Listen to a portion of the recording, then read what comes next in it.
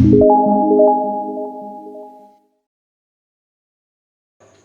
our Supreme Lord, eternal truth, let us obey the alone and live according to the truth. परमा दिव्य जननी श्रीमा परम प्रभु श्री अरविंद चरण कमल आम अनंत कोटि प्रणाम जनाई आरंभ करने को जाऊे आज ऑनलाइन श्री अरविंद एस्पिरेशन पाठचक्र कार्यक्रम। आज ऑनलाइन श्री अरविंद एस्पिरेशन पाठचक्र उपस्थित समस्त भाई बापा मान वंदे मातरम और प्रणाम। कार्यक्रम आरंभ में चलता आम नीरव ध्यानस्थ हवा मंत्रमयी सावित्री उच्चारण सहित। आज मंत्रमयी सावित्री उच्चारण पृष्ठ संख्या रही 192। आज मंत्रमयी सावित्री को उच्चारण करने आम ब्रह्मपुर गंजाम सस्मिता आपा को आम अनुरोध करुँ। अपा आपण मंत्रमयी सावित्री उच्चारण करंतु आम समस्त नीरव प्रभु मां को ध्यान करूँ। समस्ते silence. Savitri, Part 1, Book 2, The Book of the Traveler of the Worlds, Canto 6, The Kingdoms and Godheads of the Greater Life, page 192. Ever he felt near a spirit in her form. Its passive presence was her nature's strength. This soul is real in apparent things. Even upon earth, the spirit is life's key, but her solid outside nowhere bear its trace.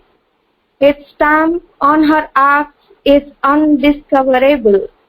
A pathos of lost heights is its appeal. Only sometimes is caught a shadowy line that seems a hint of veiled reality. Life stared at him with vague, confused outlines, offering a picture the eye could not keep, a story that was yet not written there. As in a fragmentary, half-lost design, life's meanings flayed from the pursuing eye. Life's visage hides life's real self from sight. Life's secret sense is written within above. The thought that gives its sense lives far beyond. It is not seen in its half-finished design. In vain we hope to read the baffling signs or find the word of the half-played charade. Only in that greater life a cryptic thought is found, is hinted some interpreting word that makes the earth myth or tale intelligible. Something was seen at last that looked like truth.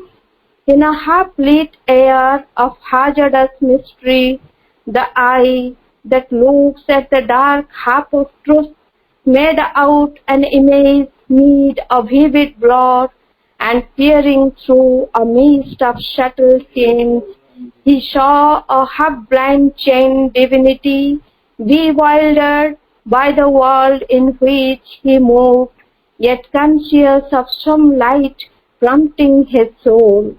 Attracted to strange far-off shimmerings, led by the floating of a distant flare, he sought his way amid life's laughter and call, and the index chaos of her myriad steps towards some total deep infinitude. धन्यवाद आपा। आम एत जाए मंत्रमयी सावित्री उच्चारण सहित नीरव प्रभु मां को ध्यान करुले। एवं समय होती कार्यक्रम गोटे भक्ति नैवेद्य प्रभु मां पदार बिंदर अर्पण करवा। आज कार्यक्रम गोटे भक्ति नैवेद्य अर्पण करने आम कड़मिया जाजपुर सुजाता महाना अपा को अनुरोध करुँ। अपा आपण प्रभु मां पदार बिंदरे गोटे भक्ति नैवेद्य अर्पण करंतु। अपा गगने मझिली मोते भूले गगन चंद्रिका हे विभोली माटीर मुकुमुदिनी सतत शुभ्र हासिनी माटीर मुकुमुदिनी सतत शुभ्र ଆସିନି ନିରିମଳ କୋଳ ପାଇଗଲି ସେ କଳାରେ କାଦମ୍ବିନୀ নীরবে সই রহিলি সে কলারে কাদম্বিনী নীরবে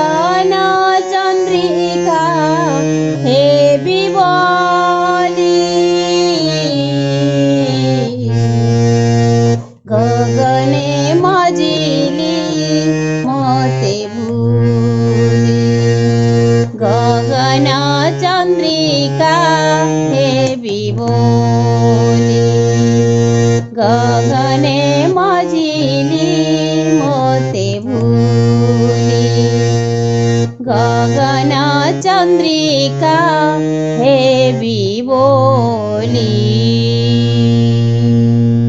धन्यवाद बापा। बहुत सुंदर हृदयस्पर्शी प्रार्थनाटी प्रभु माँ पदार बिंदर आपण अर्पण करिसेंती। बहुत बहुत आपन को धन्यवाद। वर्तमान समय है कार्यक्रम रे आमे आलोचना करवा माँकर जो आलोचना करुले आमे जो 12टी शक्ति जो माँकर प्रतीक पूर्णतार महक माँ प्रतीक गत थर ताकू आलोचना करथिले तार प्रारंभिक इंट्रोडक्शन तार दिया जाइथिला। भाई ताकू देइथिले विश्वजित भाई गोपीनाथपुर कटकरू। भाई को आज अनुरोध करवा माँ से जो 12टी शक्ति भितर गोटे शक्ति गोटे पाखुड़ा जो 12टी पाखुड़ा भितर गोटे पाखुड़ा तार आज पाखुड़ार विषय से आलोचना करेंगे। से होची humility. Humility is our safeguard. विनम्रता होची आमर रक्षा कवच। यार ऊपर आलोचना करबा पई आमे गोपीनाथपुर कटकरू विश्वजित भाई को अनुरोध करुछु। भाई आलोचना को आगे नियंतु भाई।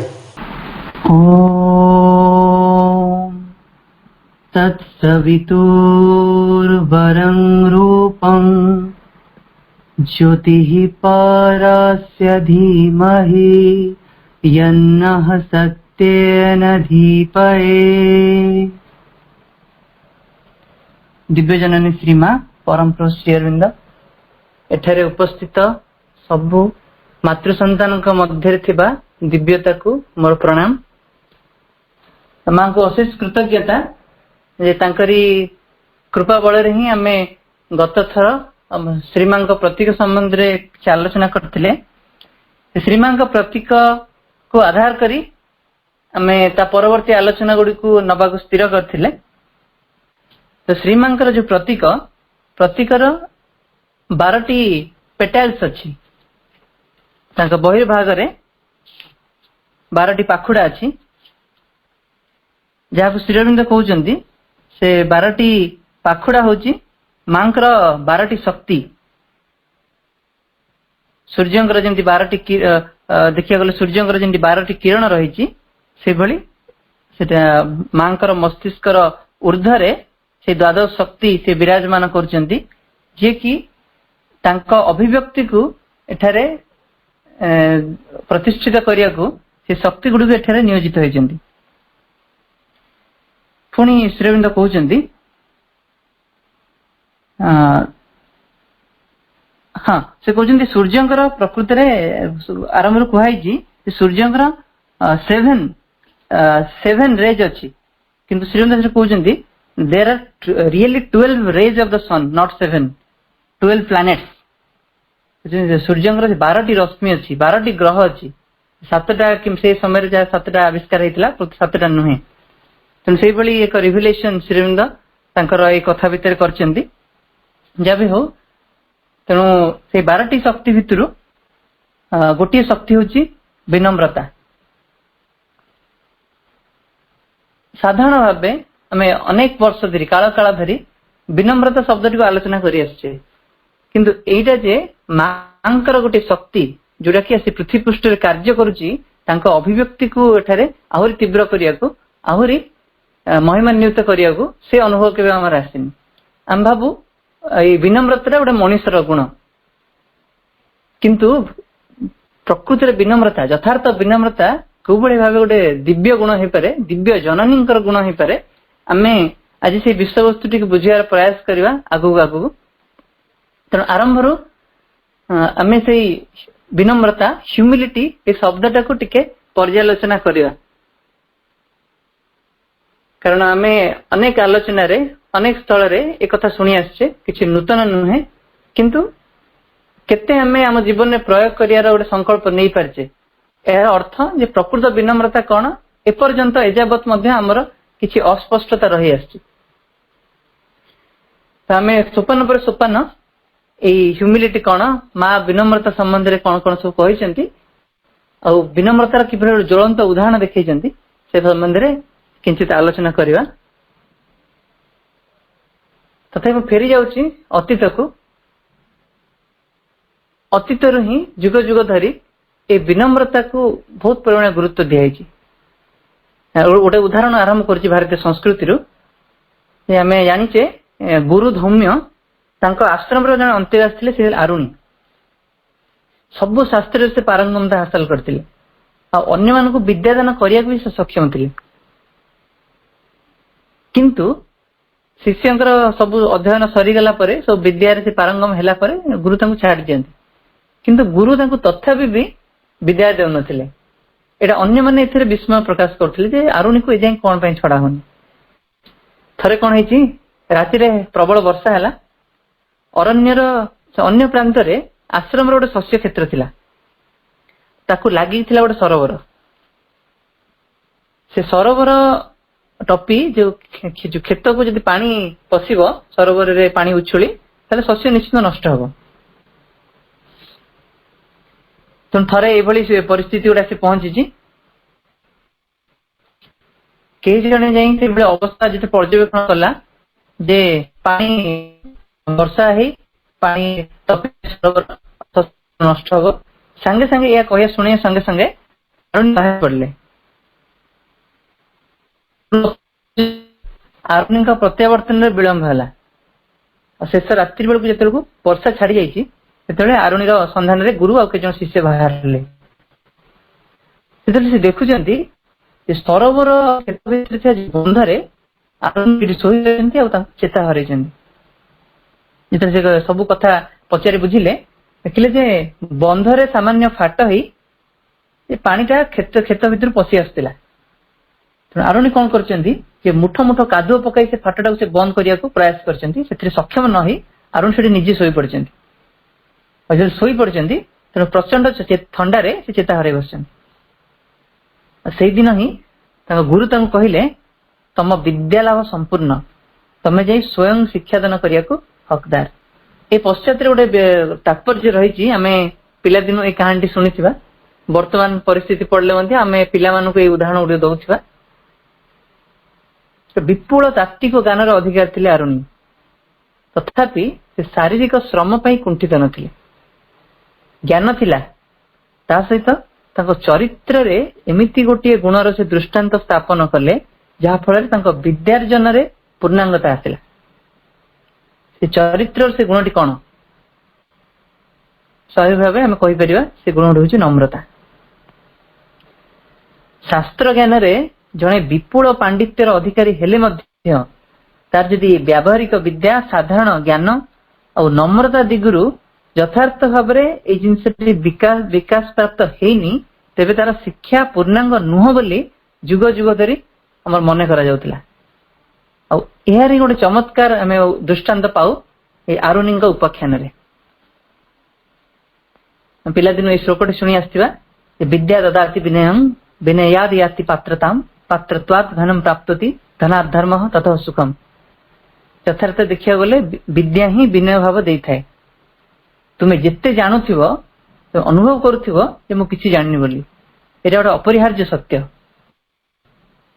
କିନ୍ତୁ ବର୍ତ୍ତମାନ ପରିସ୍ଥିତିରେ ଆମେ ଯଥାର୍ଥ ବିଦ୍ୟା, ଯଥାର୍ଥ ଶିକ୍ଷା ତା ସ୍ୱରୂପଟାକୁ ଭୁଲିଗଲେଣି।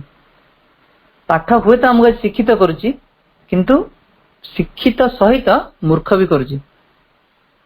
କାରଣ ଦେଖିବା ଆଜି ଦୁନିଆରେ ଯେତେ ଯେତେ ଅସୁନ୍ଦର ଜିନିଷ ସବୁ ଘଟୁଛି, ସେ ସବୁ ପାଠ ମାନେ ହିଁ କରୁଛନ୍ତି। ଶିକ୍ଷିତ ହେଇଯାଉଛେ, କିନ୍ତୁ ଶିକ୍ଷିତ ହେବା ପରେ ଆମ ମନ ଭିତରେ ସେ ବିନୟ ଭାବଟି ରହୁନାହିଁ। ତାହା ଯଥାର୍ଥ ବିଦ୍ୟା କି? এই ପ୍ରଶ୍ନଟି ଯୁଗ ଯୁଗ ଧରି ଅନେକ ଜଣ ଉତ୍ଥାପନ କରିଛନ୍ତି, ତା ଉତ୍ତର ଜାଣିଛନ୍ତି ମଧ୍ୟ, କିନ୍ତୁ ସମସ୍ତେ ଅସହାୟ। ଆଗ କାଳରେ ଗୁରୁକୁଳରେ ଶିଷ୍ୟକୁ ଋଷି ତା ସ୍ୱଧର୍ମ ସମ୍ପର୍କରେ ସଚେତନ କରିଦଉଥିଲେ। ଏଇଟା ଥିଲା ଭାରତୀୟ ଶିକ୍ଷା ଦର୍ଶନର ଗୋଟେ ଅନନ୍ୟ ବିଶେଷତ୍ୱ। ଗୁରୁଙ୍କର ଥିଲା ଗୋଟେ ଗଭୀର ଅନ୍ତର୍ಬೋଧ, ତାଙ୍କର ଥିଲା ଗୋଟେ ଗଭୀର ମନସ୍ତାତ୍ତ୍ୱିକ ଜ୍ଞାନ। ତା ସାହାଯ୍ୟରେ ସେ ବିଦ୍ୟାର୍ଥୀର କିପରି ସର୍ବୋତ୍ତମ ବିକାଶ ହେଇପାରିବ ଆଉ କୋଉ ମାର୍ଗରେ ହେଇପାରିବ ତାର ସେ ନିରୂପଣ କରୁଥିଲେ, ଆଉ ତଦନୁସାରେ ତାକୁ ଶିକ୍ଷା ଦଉଥିଲେ। ସେଇଠି ସାମୂହିକ ଶିକ୍ଷାଦାନ ଅପେକ୍ଷା ବ୍ୟକ୍ତିଗତ ଭାବରେ ପ୍ରତ୍ୟେକ ବିଦ୍ୟାର୍ଥୀ ଉପରେ ଧ୍ୟାନ ଦିଆଯାଉଥିଲା। ସେ ବିଦ୍ୟାର୍ଥୀକୁ ଜଣେଇ ଦିଆଯାଉଥିଲା ଯେ ତାର ଯୋଉ ବ୍ୟକ୍ତିତ୍ୱ, ଯାହାକୁ ନେଇ ସେ ମୁଁ ବୋଲି କହୁଛି, ତା ପଶ୍ଚାତରେ ରହିଛି ତାର ଅନ୍ତରାତ୍ମା। ଆଉ ଯଥାର୍ଥରେ ଯୋଉ ଛାତ୍ର ଯୋଗ୍ୟ ହଉଥିଲା ତାକୁ ଏଇ ଜ୍ଞାନଟି ଦିଆ ହଉଥିଲା। ସଂସାର ବିମୁଖ ହୋଇ ଜଣେ ସନ୍ନ୍ୟାସ ନେଇଯାଉ, ଗୁରୁକୁଳରେ ଏଇ ସନ୍ନ୍ୟାସର ଶିକ୍ଷା କେବେ ବି ଦିଆଯାଉନଥିଲା। କାରଣ ସେଇଠୁ ହିଁ ସେ ସ୍ଥୂଳ ଜ୍ଞାନ ହାସଲ କରିବ, ସେଇଠି ଆଧ୍ୟାତ୍ମିକ ଜ୍ଞାନ ସେ ହାସଲ କରିବ, ତାର ସେ ସମନ୍ୱୟ କରିବ, ତାପରେ ସମାଜକୁ ଆସିବ ଆଉ ତା ସେଇ ଜ୍ଞାନଟାକୁ ସେ ଉପଯୋଗରେ ଲଗେଇବ। ତେଣୁ ଏଇଭଳି ମହତ୍ ଥିଲା ଆମ ଭାରତୀୟ ସଂସ୍କୃତି, ଯୋଉଠି ପିଲାଟିକୁ ସେ ଯଥାର୍ଥ ଜ୍ଞାନଟି, ଯଥାର୍ଥ ଚାରିତ୍ରିକ ଜ୍ଞାନଟି ତାକୁ ଦିଆଯାଉଥିଲା। ତା ଭିତରେ ସେ ଶିଖୁଥିଲା ଚରିତ୍ର ଅନେକ ବୈଶିଷ୍ଟ୍ୟ, ତା ଭିତରୁ ବିନମ୍ରତା ହଉଛି ଗୋଟିଏ। ତାର ଅନେକ ଦୃଷ୍ଟାନ୍ତ ଆମେ ପାଇବା ଯୁଗ ଯୁଗ ଧରି ଅନେକ କଥା ମଧ୍ୟରେ। ଆମେ ଶୁଣିଥିବା ଈଶ୍ୱର ଚନ୍ଦ୍ର ବିଦ୍ୟାସାଗରଙ୍କ କଥା। ଯେତେବେଳେ ସେ ରେଳ ଷ୍ଟେସନରୁ ଓହ୍ଲେଇଲେ, ଜଣେ ବ୍ୟକ୍ତି ତାଙ୍କୁ କୁଲି ଭାବି ଧରେଇ ଦେଇଥିଲା। ଗୋଟେ ବ୍ୟକ୍ତି ରେଳ ଷ୍ଟେସନରୁ ସେ ଯେତେବେଳେ ଓହ୍ଲେଇଲା, ସେ ଈଶ୍ୱର ଚନ୍ଦ୍ର ବିଦ୍ୟାସାଗରଙ୍କୁ କୁଲି ଭାବି ଧରେଇ ଦେଇଥିଲା ତାଙ୍କ ଲଗେଜଟି। ଆଉ ସିଏ ବ୍ୟକ୍ତିଟି ପୁଣି ଯାଉଥିଲେ କୋଉଠିକି ନା ଈଶ୍ୱର ଚନ୍ଦ୍ର ବିଦ୍ୟାସାଗରଙ୍କ ପାଖକୁ।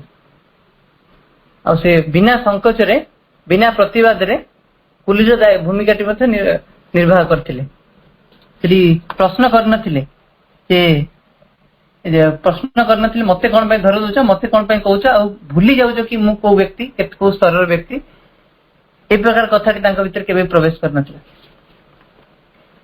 ପୁଣି ଆଉ ଗୋଟେ ଉଦାହରଣ ମନେ ପଡୁଛି, ଆମର ପୂର୍ବତନ ରାଷ୍ଟ୍ରପତି ରାଜେନ୍ଦ୍ର ପ୍ରସାଦଙ୍କ କଥା। ଆମେ ଜାଣିଛେ ସେ ଥିଲେ ଆମର ଯୋଉ ପ୍ରଥମ ରାଷ୍ଟ୍ରପତି। ସେ ରାଷ୍ଟ୍ରପତି ହେବା ପୂର୍ବରୁ ସେ ଉଚ୍ଚ ପଦସ୍ଥ ଜଣେ କର୍ମଚାରୀ ଥିଲେ। ତାଙ୍କୁ ଦିଆ ହେଇଥିଲା ଯେ ଗଣମାଧ୍ୟମର ମୁଖପାତ୍ର, କଂଗ୍ରେସର ଗଣମାଧ୍ୟମର ମୁଖପାତ୍ର ରୂପେ ତାଙ୍କୁ ଦାୟିତ୍ୱ ମିଳିଥିଲା। କଂଗ୍ରେସ ସମ୍ପର୍କିତ କୋଉ ଖବର ପ୍ରକାଶିତ ହବ ନ ହବ ସେ ଦାୟିତ୍ୱରେ ସେ ଭୂମିକା ନିର୍ବାହ କରୁଥିଲେ।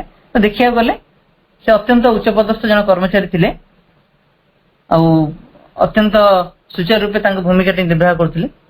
ଥରେ ସେ ସମ୍ବାଦ ନେବା ପାଇଁ ଏଲାହାବାଦର ଗୋଟେ ସମ୍ବାଦପତ୍ର କାର୍ଯ୍ୟାଳୟକୁ ଯାଇଥିଲେ। ଆଉ ସେ ସମ୍ବାଦପତ୍ର ସମ୍ପାଦକ ସେ ରାଜେନ୍ଦ୍ର ବାବୁଙ୍କ ସହିତ ଅତ୍ୟନ୍ତ ଘନିଷ୍ଠ ଥିଲେ। ତ ସେଇ ଫାଟକ ନିକଟରେ ପହଞ୍ଚି ଯେତେବେଳେ ସେ ଭିତରକୁ ଯିବାକୁ ଚାହିଁଲେ, ସେତେବେଳେ ତାଙ୍କର ଯୋଉ ପିଅନ ଥିଲା ସେଠି, ମାନେ ଗେଟ୍ କିପର କହିପାରିବା, ସିକ୍ୟୁରିଟି ଗାର୍ଡ, ସେ ରାଜେନ୍ଦ୍ର ପ୍ରସାଦଙ୍କୁ ବାରଣ କରି କହିଲା ଯେ ଆପଣ ଏ ସମୟରେ ସମ୍ପାଦକଙ୍କୁ ଦେଖା କରିପାରିବେନି, ଆପଣଙ୍କୁ ବହୁତ ସମୟ ଅପେକ୍ଷା କରିବାକୁ ପଡିବ, ସେ ଏବେ ଅତ୍ୟନ୍ତ ଗୁରୁତ୍ୱପୂର୍ଣ୍ଣ କାର୍ଯ୍ୟରେ ଅଛନ୍ତି। ସେଇ ସମୟରେ ରାଜେନ୍ଦ୍ର ପ୍ରସାଦ କଣ କଲେ, ତାଙ୍କର ଗୋଟେ ଆଇଡେଣ୍ଟିଟି କାର୍ଡ ଥିଲା, ତାକୁ ଚପରାସ ଧରେଇ ଦେଇ କହିଲେ ଯେ ତୁମେ ଏଇଟାକୁ ସମ୍ପାଦକଙ୍କୁ ଦେଇଦିଅ, ଯେତେବେଳେ ତାଙ୍କୁ ସମୟ ହବ ସେ ମତେ ଡାକିଦେବେ, ଯଦି ଅନୁମତି ଦେଲେ ମୁଁ ତାଙ୍କୁ ସାକ୍ଷାତ କରିବି। ତେଣୁ ଏତିକି କହିକି ପିଅନ ଜଣକ ତାଙ୍କୁ ନେଇକି ଗଲା। ସେଇ ସମୟରେ ରାଜେନ୍ଦ୍ର ପ୍ରସାଦ ସେମିତି ବାହାରେ ଛିଡା ହେଇଥାନ୍ତି। ପାଗ ଅତ୍ୟନ୍ତ କୋହଲା ଥିଲା, ଥଣ୍ଡା ପବନ ବି ଦଉଥିଲା। ସେ ଟିପ ଟିପ ବର୍ଷା ହେବାକୁ ଆରମ୍ଭ କଲା। ଆଉ ରାଜେନ୍ଦ୍ର ପ୍ରସାଦ ସେ ଟିପ ଟିପ ବର୍ଷାରେ ସେ ଓଦା ହେଇଗଲେ। ତାପରେ କଣ କଲେ, ସେଇ ପ୍ରେସ ର କିଛି ଦୂରକୁ ଯାଇ ସିଏ କେତେ ଜଣ ଶ୍ରମିକ ଶ୍ରେଣୀର ଲୋକ ସିଏ ସେଠି ନିଆଁ ଜାଳିକି ନିଆଁ ପୋଉଥାନ୍ତି। ତ ସେ ସାଙ୍ଗେ ସାଙ୍ଗେ ଯାଇକି ତାଙ୍କ ସାଙ୍ଗରେ ବସି ପଡିଲେ, ଆଉ ନିଆଁରେ ହାତ ସେକିବାକୁ ଲାଗିଲେ। ତ କିଛି ସମୟ, ବେଶ କିଛି ସମୟ ବିତି ଯାଇ ତା ଭିତରେ ସେ ସମ୍ପାଦକ ଯେତେବେଳେ ତାଙ୍କ ନିଜ ଟେବୁଲକୁ ଫେରିଛନ୍ତି, ଦେଖିଲେ ଯେ ରାଜେନ୍ଦ୍ର ପ୍ରସାଦ ତାଙ୍କୁ ଭେଟିବାକୁ ଆସିଛନ୍ତି। ତେଣୁ ସିଏ ଜାଣିଲେ ଯେ ସିଏ ଭେଟିବାକୁ ଆସିଛନ୍ତି। ସିଏ ହଠାତ୍ ବିଳମ୍ବ ନ କରି ଦୌଡ଼ ବାହାରକୁ ବାହାରିଲେ। ଦେଖିଲେ ଯୋଉ ବାବୁ ତମକୁ ଏଇ ଆଇଡେଣ୍ଟି କାର୍ଡ ଦେଇଥିଲେ ସେ କୋଉଠି ଅଛନ୍ତି। ସେଠୁ ଚପରାସି ଜଣକ ହାତ ଠାରୁ ଦେଖିଦେଲା, ସେଇଠି ବସିକି ସେ ନିଆଁ ପହଞ୍ଚନ୍ତି। ସେ ହଠାତ୍ ଆସିକି ତାଙ୍କ ଗୋଡ ତଳେ ପଡିଲା ଭଳିଆ ହେଇଗଲେ ସମ୍ପାଦକ ଜଣକ, ଯେ ବହୁତ ବଡ ଭୁଲ ହେଇଗଲା, ଆପଣ ଏଠି କେମିତି ବସିଛନ୍ତି, ଆପଣ କଣ ପାଇଁ ଭିତରୁ ପଶି ଆସିଲେନି। ମତେ ସେ ପିଅନ ଜଣକ ମଧ୍ୟ ଆସି ସେ ହଠାତ୍ କ୍ଷମା ମାଗିଲା ଯେ ମୁଁ ଆପଣଙ୍କୁ ଜାଣିପାରିଲିନି, ଆପଣ କିଏ, ମୋ ଦୋଷ କ୍ଷମା କରନ୍ତୁ। ସେଇଠୁ ରାଜେନ୍ଦ୍ର ପ୍ରସାଦ ସେଇଠି ସ୍ମିତ ହସ ଦେଲେ, ଆଉ ସେ ପିଅନକୁ କହିଛନ୍ତି ଯେ ତମେ କିଛି ଭୁଲ କରିନ, ତମକୁ ଯେପରି ନିର୍ଦ୍ଦେଶ ଦିଆଯାଇଥିଲା ତମେ ସେଇ ଅନୁସାରେ ତମ କର୍ତ୍ତବ୍ୟ ପାଳନ କରିଛ। ଏଥିରେ ଭୁଲ ଆଉ ପ୍ରଶ୍ନ କାହିଁ? ଆଉ ଭୁଲ ଯେତେବେଳେ ନାହିଁ କ୍ଷମାର କଥା ବି କୋଉଠି ଉଠୁଛି କାହିଁ? ତେଣୁ କର୍ତ୍ତବ୍ୟ ସମ୍ପାଦନରେ ତମେ ସଚ୍ଚୋଟ ଭାବେ କାର୍ଯ୍ୟ କରିଛ। ଆମେ ଦେଖିବା ବର୍ତ୍ତମାନର ଗୋଟେ କୁଜି ନେତାଟି ହେଇଥାନ୍ତା ସେଇ ପରିସ୍ଥିତିରେ, ସେ ହଠାତ୍ କିନା ସେ ପିଏନ ର ଗାଲରେ ଗୋଟେ ଚଟକଣାଟି ବସିଥାନ୍ତା, କାନ ଧରି ଉଠବସ କରିଥାନ୍ତା, ଯାହା ପାଇଥାନ୍ତା ସେ ତାକୁ ପିଟିବାକୁ ଆରମ୍ଭ କରିଥାନ୍ତା, ଆଉ ତାକୁ ଇଭେନ ତାକୁ ମାନେ ଚାକିରିରୁ ମଧ୍ୟ ବରଖାସ୍ତ କରାଯାଇଥାନ୍ତା।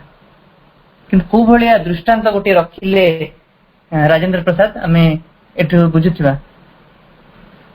ଅତୀତରେ ଆମେ ଏମିତି ଅନେକ ଚରିତ୍ର ପାଇବା। ଲାଲ ବାହାଦୁର ଶାସ୍ତ୍ରୀଙ୍କ ଉଦାହରଣ, ଆମେ ପିଲାମାନଙ୍କୁ ଏଇ କଥା ଗୁଡିକୁ ଅନେକ ଥର ପ୍ରକାଶ କରୁ, କିନ୍ତୁ ବାସ୍ତବରେ ଆମେ ଏମିତି ହୋଇପାରୁ କି?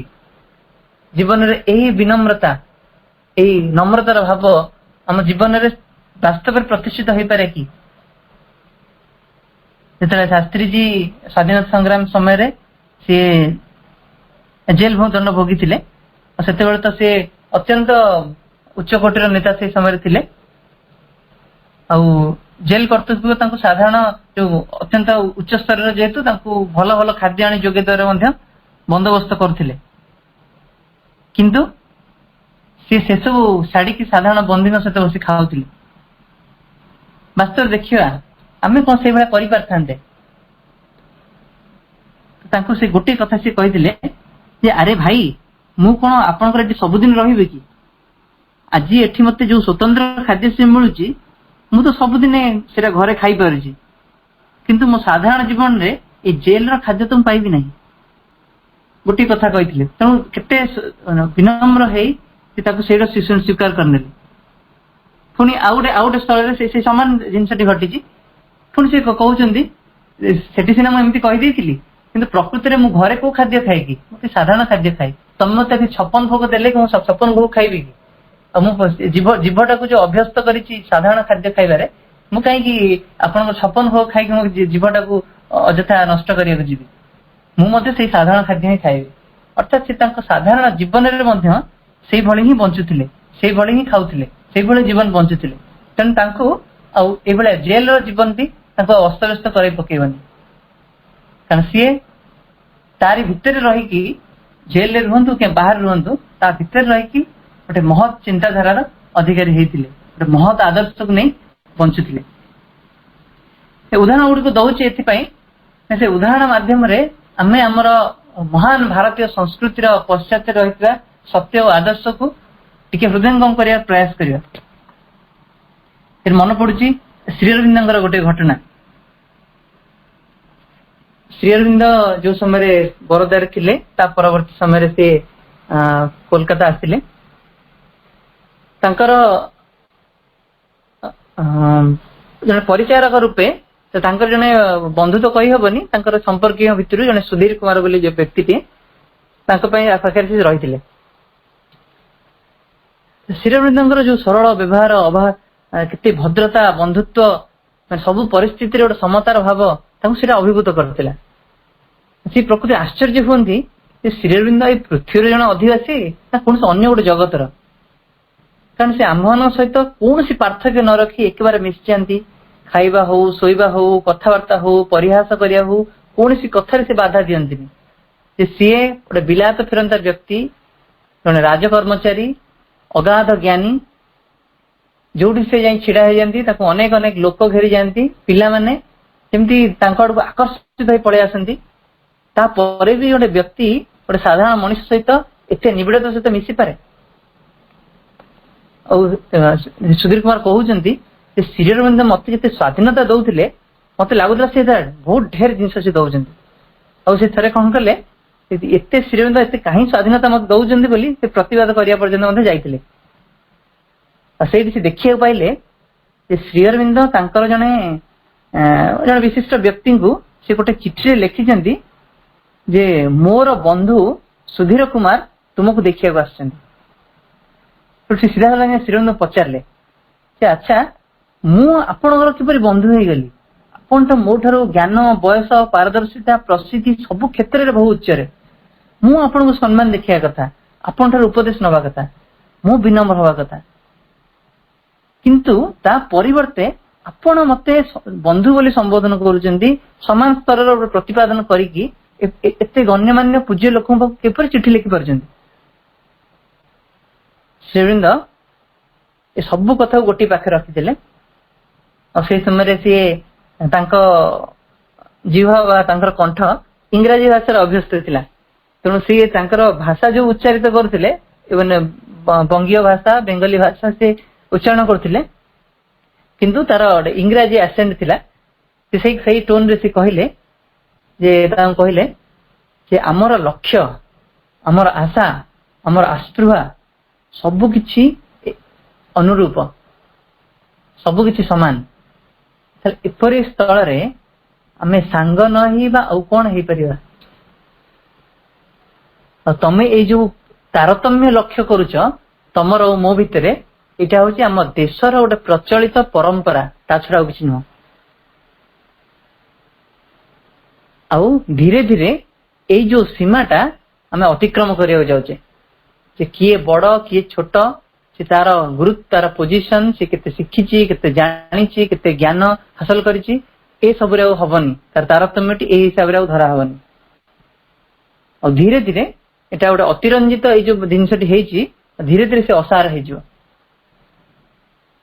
श्रीरंग भितरे हम प्रभुंक भितरे को भलिया भाबे विनम्रता से प्रस्फुटित होतला हम देखिबा तो सेठी मां कहउचंती the greater beings are always the most simple and modest जिते जिते महान व्यक्ति हमें जीवन रे देखुचे आगो काल देखि आछे प्रकृति से माने सेति की सरल आ विनम्र पुणे आउटे जगह कहइचंदी to those only to those who have a true humility will power be given जो मानक रहिची यथार्थ विनम्रता केवल सही मानक ही शक्ति प्रदान करा जिवो तो एबे से गर्व अहंकार रो समय शेष हो आसिलानी जो प्रकार नूतन जगत एठे स्थापन होवा को जाउची मां जो प्रकार गोटे नूतन विश्व एठारे सृष्टि करिया जाउचंती से सृष्टि रे से विश्व रे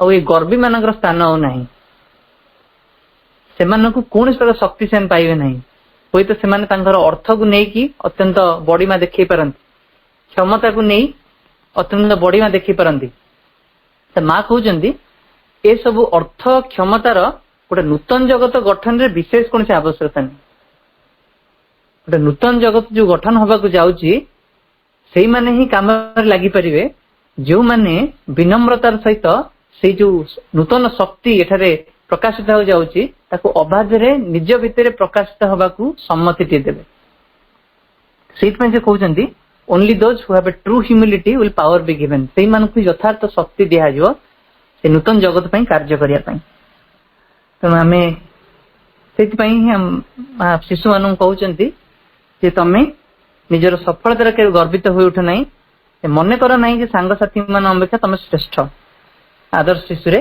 कहउचंदी he does not become conceited over his success neither does he feel himself superior to his comrades से आदर्श शिशु रो से गुणावली शिखिबो जे से निज सफलता रे केबे गर्वित होई उठियो नाही कारण ए सफलता प्रकृति रे किछि नुहे केबे मने करियो नाही जे मो सांग साथी होबे बड़ कारण जो बड़ बोली भाबुची से बड़ पणाटा ता परवर्ती मुहूर्त में तमरे छड़ाई नै जाई पारे से कहउचंदी पूर्णिमा जे जे नहिबा जाने जहाँ कि तले पड़े से से अधिकारी होता है प्रकृति रे जे नईबा शिखुची नईबार अर्थ कौन तो सेटा हमें परवर्ती मुहूर्त रे बुझीबा जे से नईबार अर्थटी कौन हाँ तेबे हमें ए परिप्रेक्षी आ गोटे पाद आगु जीवा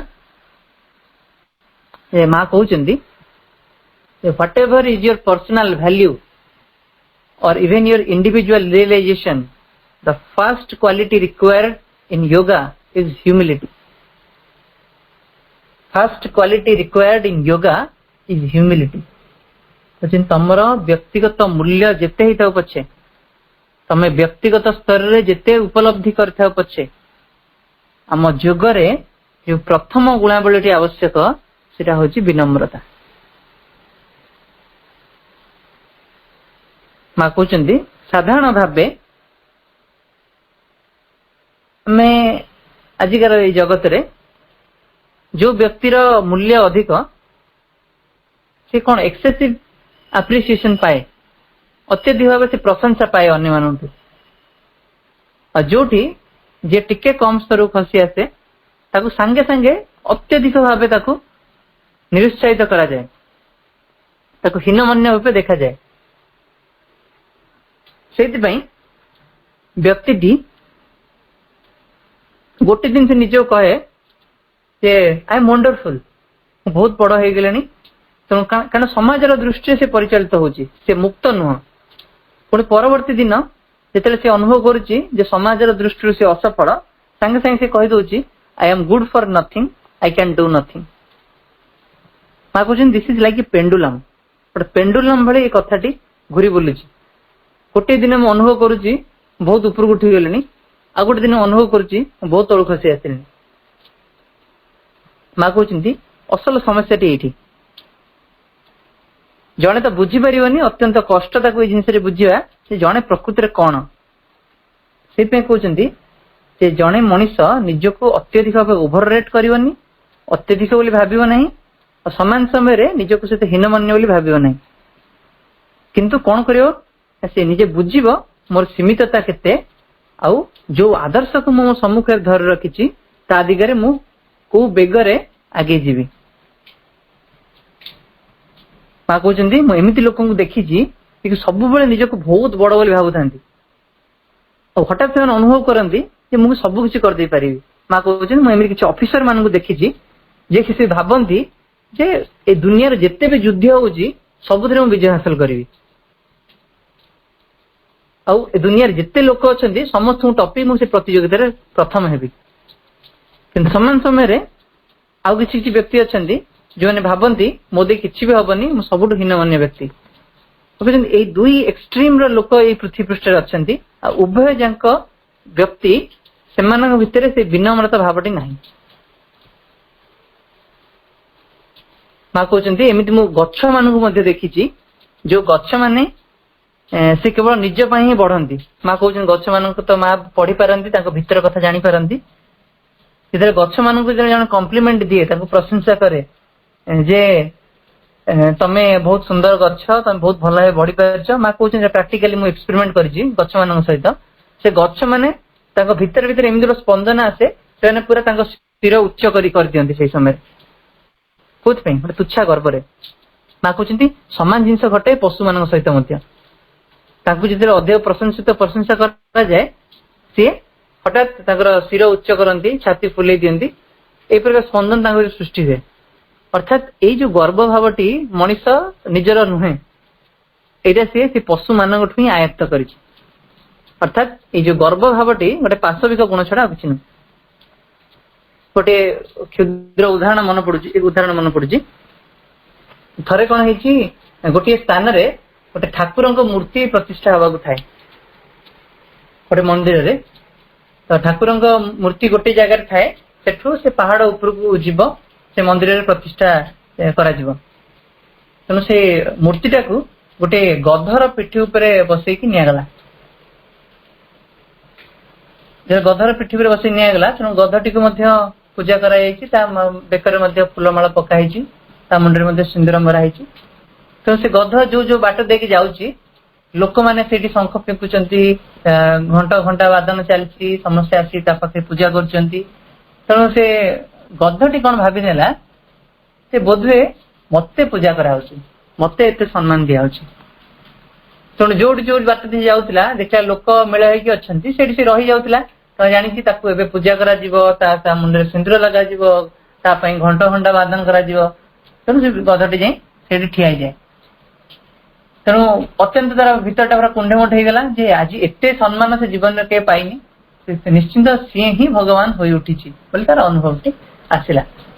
तेणु गला जो मंदिर रे स्थापना हवा मूर्ति से पिठी ओल्ले दिगला, गध को छाड़ दिगला, जो बाट से आसे बाट दे फेरी। तेणु गध जो फेरुची तेणु तापति सामान भावना अच्छी जेहेतु मोर गुरुत्व एत बढ़ीगला, मो मूल्य एत बढ़ीगला, जो बाट दे मु जीवी से बाटर निश्चिंत रूपे पुणी मत लोक पूजा करेंगे, आणिकी पूजा अभ्यर्थना करेंगे।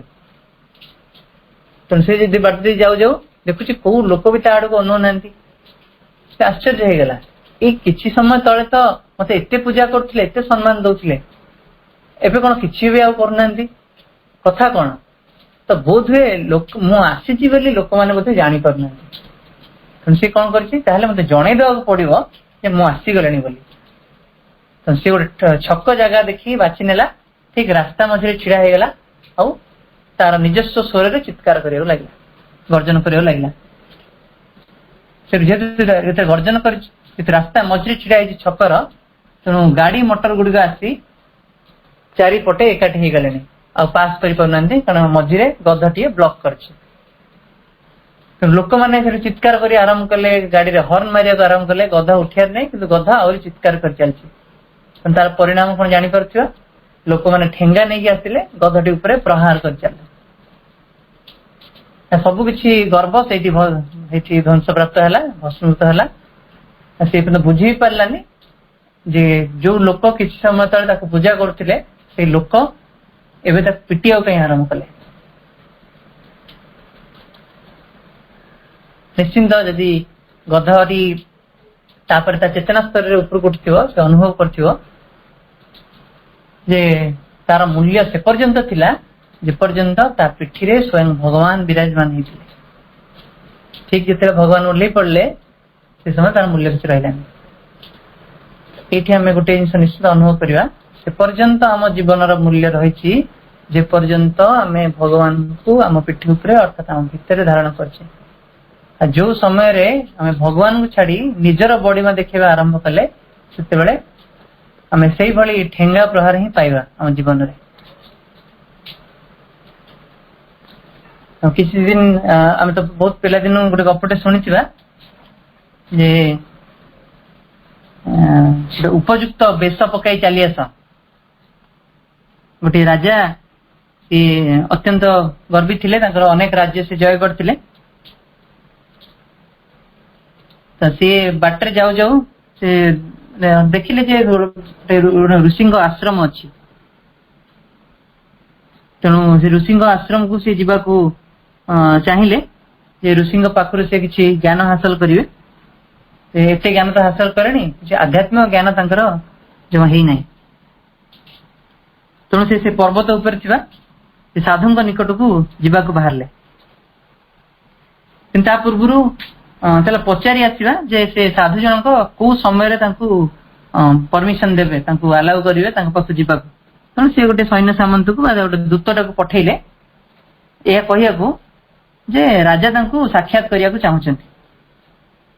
କିନ୍ତୁ ସେ ଦୂତ ଫେରି ଆସିଲା ତାଙ୍କ ପାଖରୁ, କହିଲା ଯେ ସାଧୁ କହୁଛନ୍ତି ରାଜା ଯଦି ତାଙ୍କୁ ସାକ୍ଷାତ କରିବାକୁ ଚାହୁଁଛନ୍ତି ତାହେଲେ ସେ ଉପଯୁକ୍ତ ଗୋଟେ ବେଶ ପରିଧାନ କରି ଆସନ୍ତୁ, ନହେଲେ ହବ ନାହିଁ।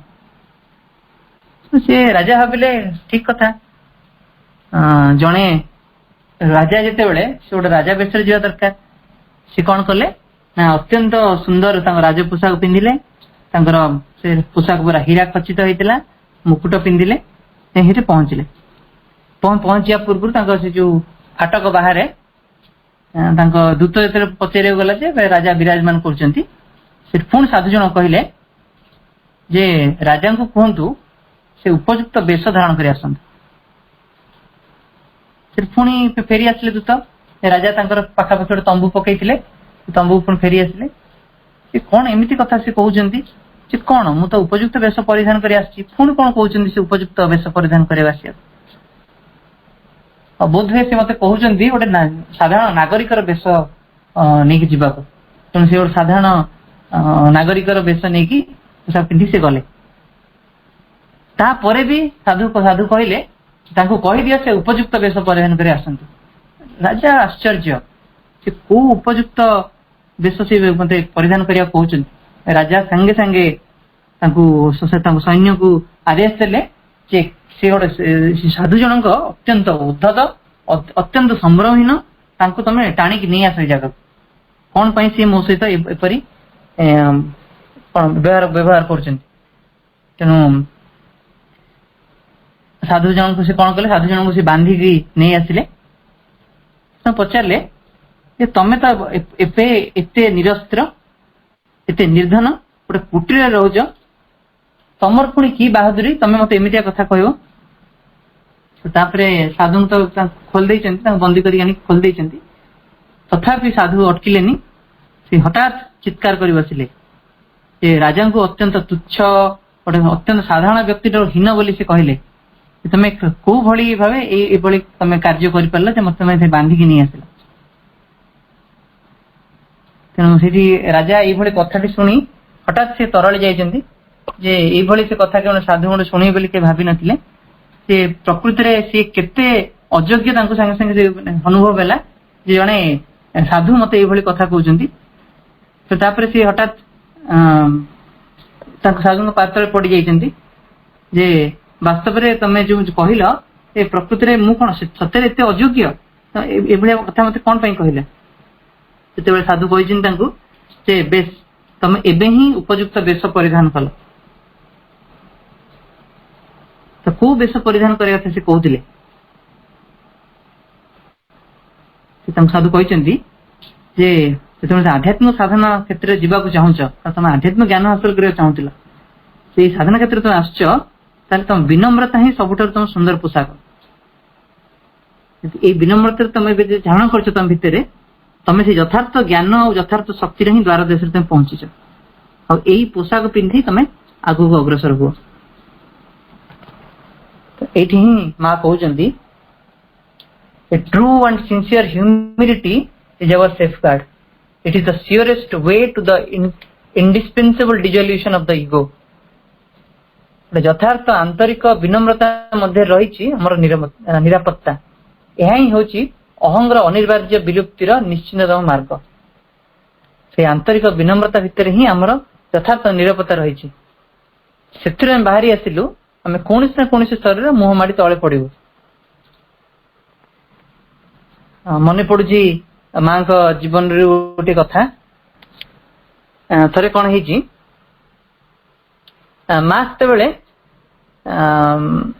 साइकल चढ़िया पिला अति कम बयस पिला अनुमति दे न था कारण माँ चाहती जे 12 वर्ष रु कम पिला माने साइकल चढ़ी शिखंतु कारण तद्वारा से स्नायविक प्रणाली दुर्बल हो जाए और से भली भी देखिए गले गाड़ी चलैया लाइसेंस करने निमंते आश्रम जी युवक युवक मैंने था माँ ही परमिशन नियंती थरे कौन है जड़े युवक थे से आश्रम स्थायी साधक थे से माँ निकट गोटे चिट्ठी लिखिले जे मधुमी माँ मु गोटे गाड़ी चलैया निमंते गोटे लाइसेंस दरखास्त देवाक चाहूँगी माँ उत्तर दिले जे हाँ माँ निज शैली लिखती ब्लेसिंग्स बोली लिखिं मात्र हे मोर संतान सावधान सावधान सावधान तेनाली से आशीर्वाद तो पाईगले तेणु माँ कथाटर रहस्य से बुझीपारे आगुरी बड़ भाई सी ड्राइविंग लाइसेंस माँ अनुमति मागिले उत्तर में माँ खाली ब्लेसिंग्स बोली लिखी आशीर्वाद लिखिकी अनुमति पत्र दे किंतु तांको क्षेत्र में माँ कौन सावधान बोली उल्लेख कले कारण सी अनुभव करुले जे मु तो तांको भाई अपेक्षा अधिक हुशियार अधिक सावधान पूर्ण भाव गाड़ी ने सॉरी तांको भाई बहुत हुशियार थिले से सावधान पूर्ण भाव गाड़ी चलाउथिले किंतु से अनुभव कले जे मु टिके बेपर भाव गाड़ी चलाए माँ एइथिपई एक कथा कहिसेंती कि तापरे से साधक जनक से युवक जनक से सहकर्मी मान शुणा पाइले जे आश्रम कौन सी गाड़ी से मद्रास शहर को चेन्नई को कौन सी ना कौन सी कम जो माँ गाड़ी नंबर से मैंने जाऊँगी से सब मैं छाड़ुची जो जिन गाड़ी छड़ा जाए से माँ को सब जन दि जाए जाना पड़े से समय ये सब गाड़ी माँ गोटे मेसेज देते माँ मेसेज देते नम्रता हूँ मोर रक्षा कवच ये सब गाड़ी जो सब आश्रम रु सब मद्रास आड़ को जाए से मेसेज टी देते नम्रता हूँ मोर रक्षा कवच से साधक जन कहते बेले बेले मुझे गाड़ी चलाऊ थाए से हठात क्रोधान्वित हो पड़े मो मत जी टपिक जावाक प्रयास करे मुझे बाट छाड़ी जाए मो भितर गोटे विद्रोह जागी उठे। तो बोध हुए माँ यही भावटी मो लक्ष्य कर जो समय जड़े ये विद्रोह भाव ता भीतर आसे से समय से कौन से भूल कर कहते आ परवर्ती समय मुझे जानी माँ ये उद्देश्य मत लिखी मु क्या एमती टपी जीवार प्रयास करी कि भितर गोटे विद्रोह आणविनी कारण ये विद्रोह फल मोर साधना केते क्षतिग्रस्त हो समय सी साधक जन कहते मुझे माँ बाणी घोषी हुए से नम्रता ही मोर रक्षा कवच नम्रता ही मोर रक्षा कवच कहते मुझे जाई से बाणी भितर थिबा अंतर्निहित सत्यटा को हृदयंगम करे। अत्यंत छोट कथा किंतु ता भितर भी माँ कहते आ भितर ही तुमको नम्रता जागृत करिया पड़ियो से विनम्र भावटा भी आनिया पड़ियो। श्री माँ कहते humility and sincerity are the best safeguards. हमर विनम्रता और आंतरिकता होची सर्वोत्तम रक्षा कवच। Without them each step is a danger, with them the victory is certain।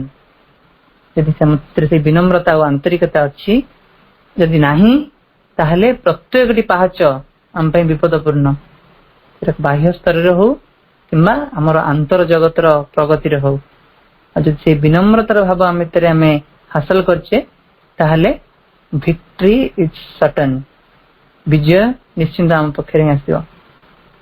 मन पड़ी उदाहरण टे जिते बड़े महाभारत युद्ध चलती से महाभारत युद्ध समय आम जाचे कर्ण से अत्यंत शक्तिशाली योद्धा थिले आर अस्त्र बाण पाखे जवाब देला भली अन्य कोई शक्ति स्थूल शक्ति सेठी नथिला महाभारत अंगन रे से समय घमाघट युद्ध चलती अर्जुन और कर्ण भितर देखुं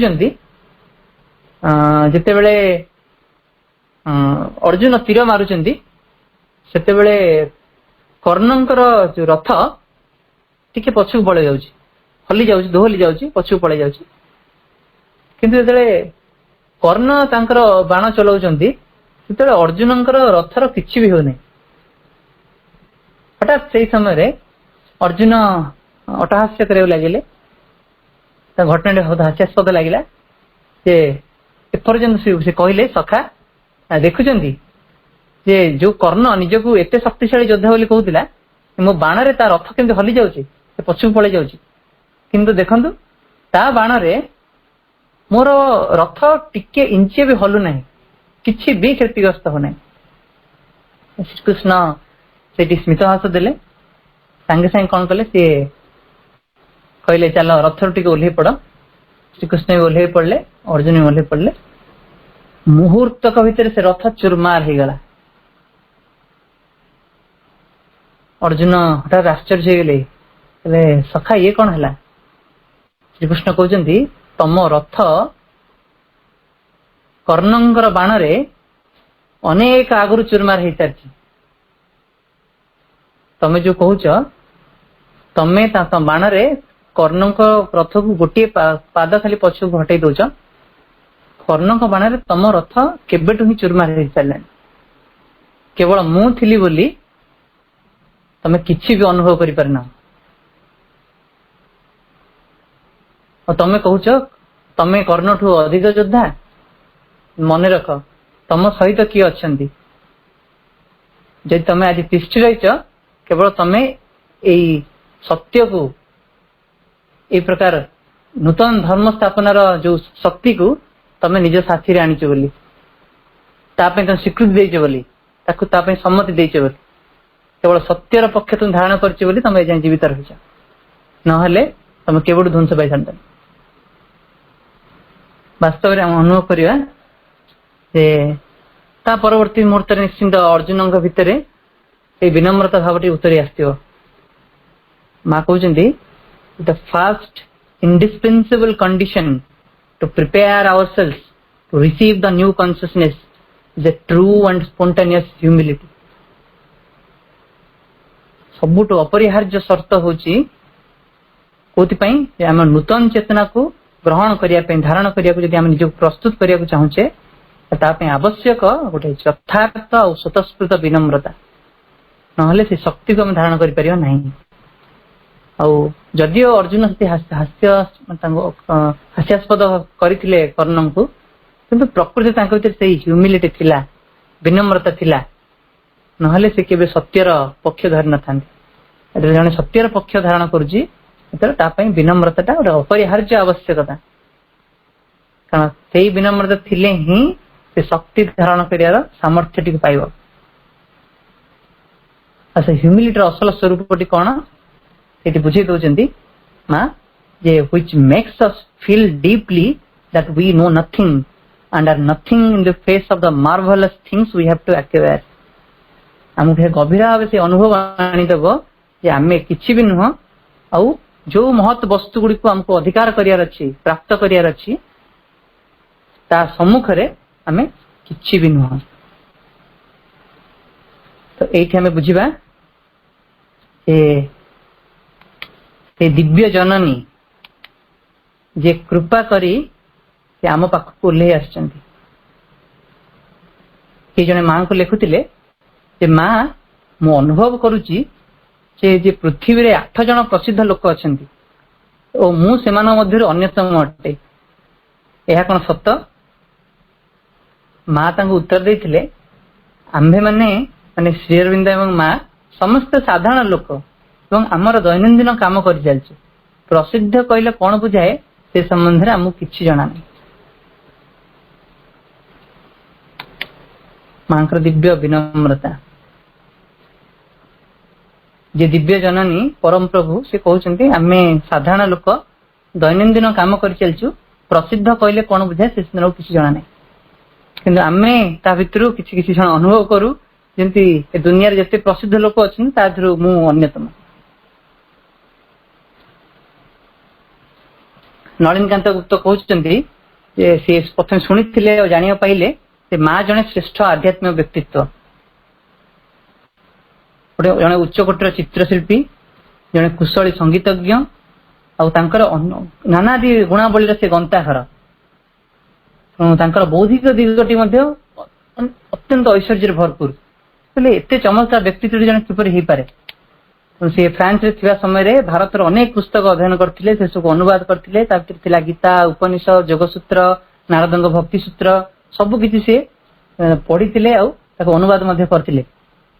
ता एते जने मानसिक ऐश्वर्यर अधिकारी होई से हठात पंडित रे आसी पहुंचले तांको मन संपूर्ण भाव शून्य किपर हे गेला। से जनक पाखरे एते सहजरे संपूर्ण रूपे आत्मसमर्पण किपर कर दे पारले।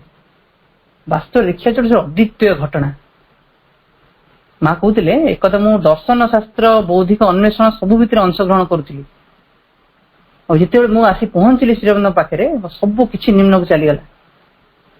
मु इच्छा कली जे फोन पुनश्च किपर उठे आनी पारि अनुभव है तार आवश्यकता नहीं